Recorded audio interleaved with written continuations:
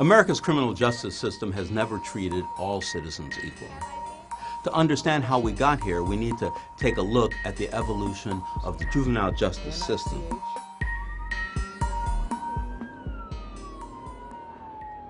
Back before the American Revolution, the colonies followed the common law of England when it came to criminal justice. This means that children were held accountable as adults.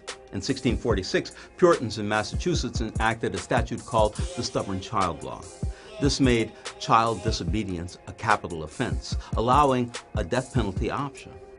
But then things started to change. In the 19th century, the idea emerged that children should be taken care of by the state. This notion ultimately empowered the state to serve as a guardian. In 1825, the New York House of Refuge opened for juveniles only. They were called delinquents to distinguish them from criminals. Reformers stressed that delinquents could be reformed, and if properly supported, they wouldn't turn into lifelong criminals.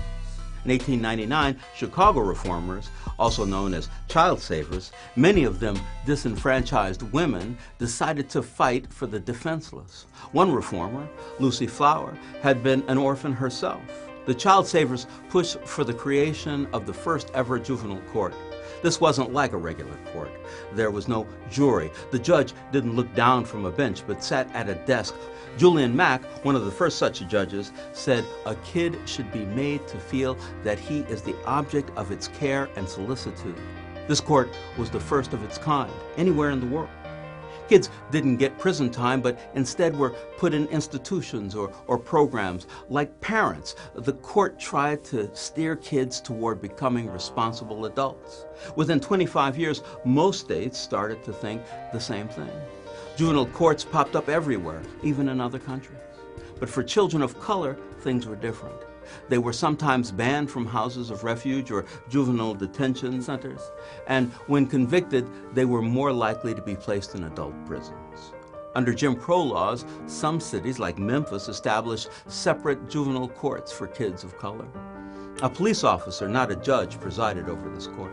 After World War II, Americans seemed to relish the concepts of liberty and justice. The civil rights movement was well underway. Activists began to realize that while juvenile courts were designed to be less punitive, they didn't provide the constitutional rights enjoyed by adults.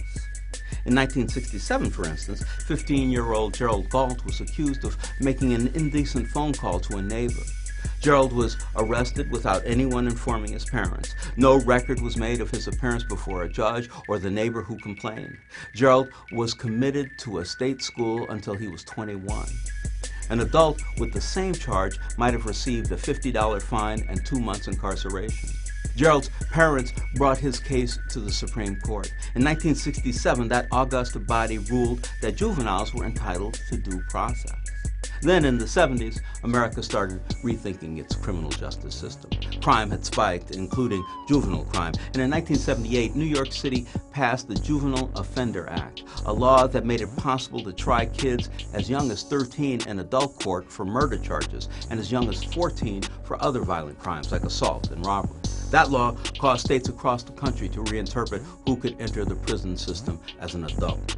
They were afraid that a new breed of super predators would sweep over the nation. Today, America incarcerates more juveniles than any country in the world. Every day, 53,000 children are locked up.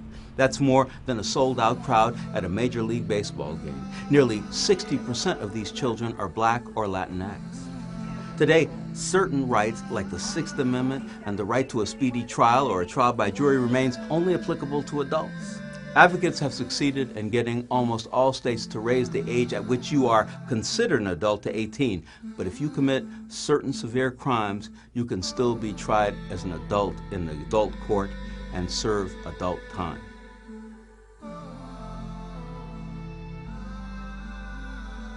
What up, y'all? This is Felice Leon with The Root. We are dedicated to bringing you more series and videos like this, and we need your help. Let us know what you thought below, and also subscribe to our channel on YouTube. Peace.